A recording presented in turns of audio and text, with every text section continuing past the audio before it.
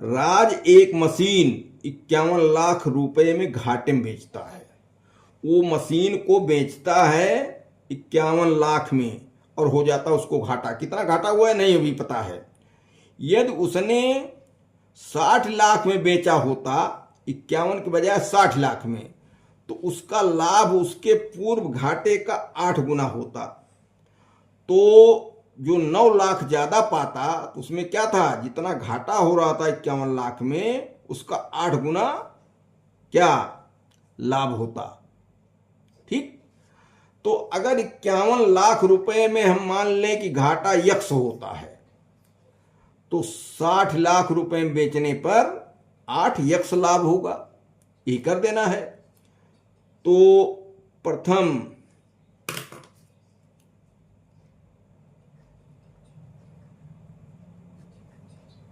विक्रय मूल्य बराबर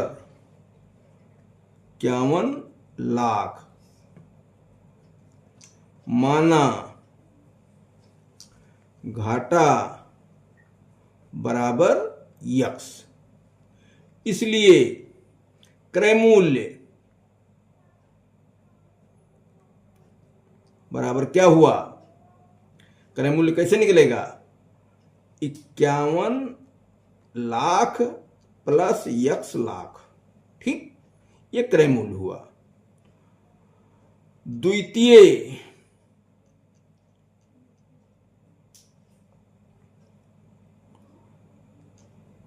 विक्रय मूल्य बराबर 60 लाख। इसलिए लाभ बराबर 8 यक्स लाख। लाख में लाभ भी है, लाख है। तो अब ये 60 लाख में बेचने पर 8 यक्स लाख फायदा होता है।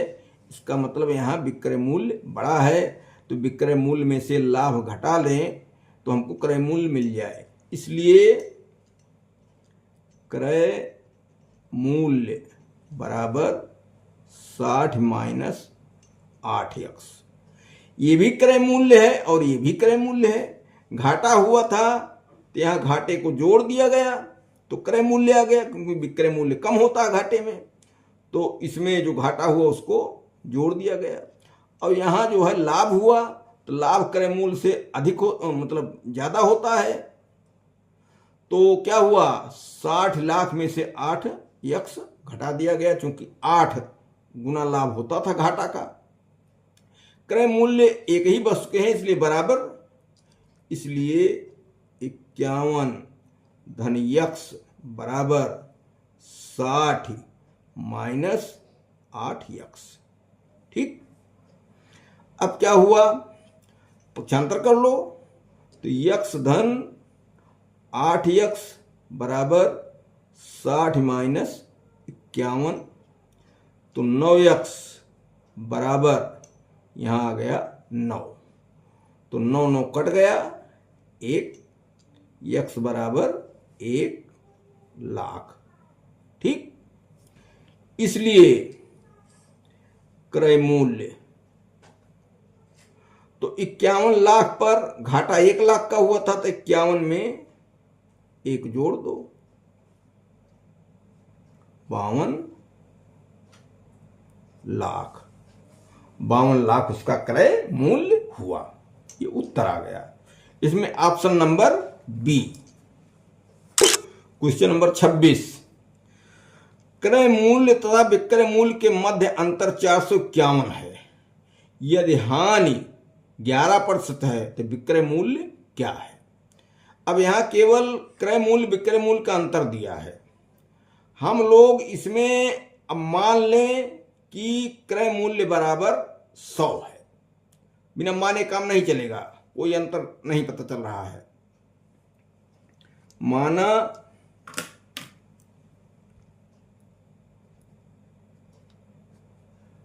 क्रय मूल्य बराबर 100, इसलिए विक्रय मूल्य बराबर क्या हुआ, 11% हानि है तो 100 में से 11 घटाओ, 100 माने हैं तो 11% ही है, तो 11 ही घट जाएगा, बराबर क्या 89। ठीक, अरे 10 घटाओ 90, एक और 89, तो अंतर बराबर क्या बना यहां 11 का। ठीक, अंतर 11, पूछा क्या है विक्रय मूल्य, तो विक्रय मूल्य हमारा हुआ है 89, तो 11 अंतर है तो विक्रय मूल्य 89, क्योंकि 11 का अंतर, तब विक्रय मूल्य बराबर 89, इसलिए 1, तो 89/11, इसलिए जब अंतर 451 है, 451, तो 89 गुणे 451/11, अब ये कटेगा, 11 के 11, 11 चौक 44, एक बचा, 11 के 11, अब आ गया हमारे पास 89 गुणे 41। ठीक, और 89 गुणे 41 कर लिया जाए, तो 9, 8, 4 9 36, 4 8 32, 3 35, 9 8 6 14, 5 1 6 और 3, 3649, 3649, तो बराबर आ गया 3649। ये क्या हुआ विक्रय मूल्य। अब हम वस्तु का क्रय मूल्य भी निकाल सकते हैं, क्योंकि हमको विक्रय मूल्य है 11% हानि है, तो क्रय मूल्य भी निकाल सकते हैं, लेकिन इन्होंने क्या पूछा है विक्रय मूल्य ही पूछा है, तो ये ऑप्शन नंबर बी सही है। 27 नंबर क्वेश्चन है, एक व्यक्ति ने 40,000 में 100 गाड़ियां खरीदी, यदि 60 गाड़ियों का औसत मूल्य 500 है, तो शेष गाड़ियों का औसत मूल्य क्या होगा। देखो 40,000 कुल उसने लगाई पूंजी और 100 गाड़ी आ गई, उसमें से 60 गाड़ियों का औसत मूल्य 500 रुपये है, इसका मतलब 60 गाड़ियां ऐसी हैं कि एक गाड़ी का मूल्य 500 रुपये है, तो कितनी गाड़ी बची 40 गाड़ी बची, तो 40 का औसत मूल्य बताना है, तो हम क्या करें 60 गाड़ियों का कुल मूल्य निकाल लें,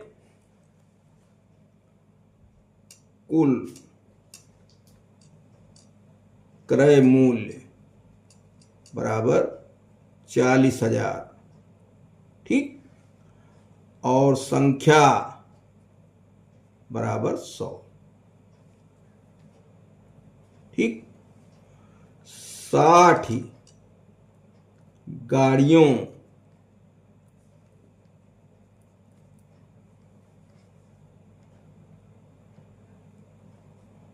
का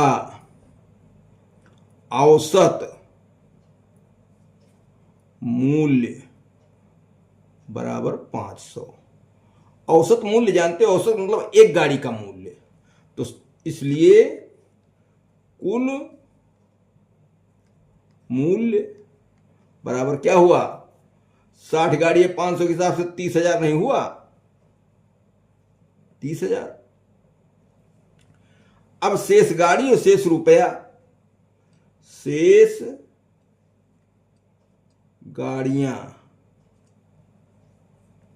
60 का निकल आया, तो 100 माइनस 60 बराबर 40, शेष मूल्य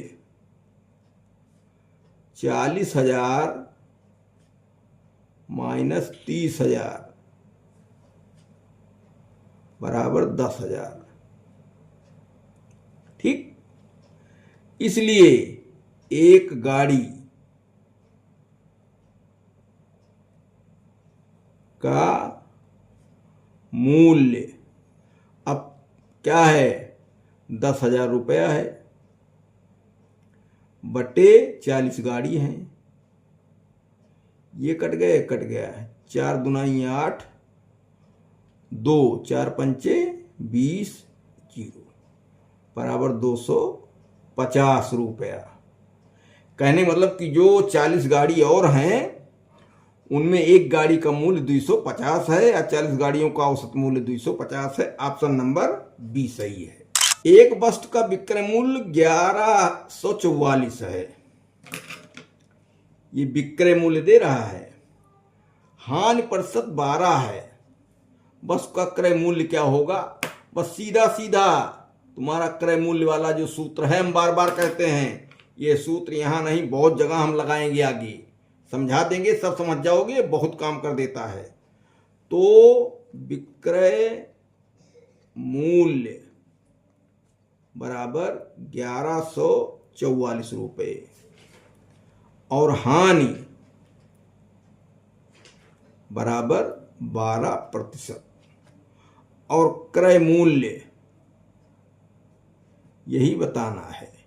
ठीक, तो क्रय मूल्य मान लिया जाए x बराबर विक्रय मूल्य गुणे 100 बटे 100 धन लाभ प्रतिशत या ऋण हानि प्रतिशत। जो हो, लाभ होगा जुड़ के रहेगा, हानि होगा घट के। तो x बराबर विक्रय मूल्य कितना 1144 गुणे 100 बटे 12% हानि है, 100 में से 12 घटेगा तो आ जाएगा 88। ठीक, 11 से कटेगा 11 अठे 88 और 11 इक्के 11, 4 में नहीं गया पड़ा 0, 44, 11 चौक 44। ठीक, अब ये जो है 2 से फिर काट दो, 4 आ गया और ये क्या हो गया 52। 4 से इसको काट देंगे, ये 25। देखो अब यहां आ गया कितना 52 गुणे 25 गुणा कर लो, 25 दूना 50 के 0 हासिल आया 5, 25 पंचे 125, 5 30 130। तो क्या आ गया 1300। ठीक, क्रय मूल्य, इसलिए क्रय मूल्य बराबर 1300। भाई जब हानि हुई है तो क्रय मूल्य विक्रय मूल्य से बड़ा रहेगा। 1144 ये बेचने वाला मूल्य और खरीदने वाला 1300। ये ऑप्शन नंबर ए सही है। ऑप्शन नंबर ए सही है।